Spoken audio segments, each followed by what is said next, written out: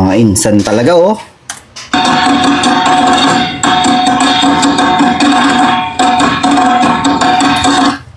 Pwede pala yun. Electric pan gawing instrument. Kung wala ka nang maisip na talent, no? Kasi feeling mo nakuha na ng lahat, so nag-improvise ka.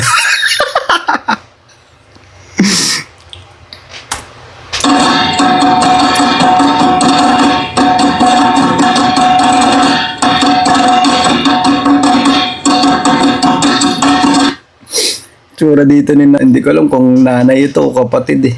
Parang gusto nang pauwiin eh. Mamaya kapag uwi. Tampo yung kasakin.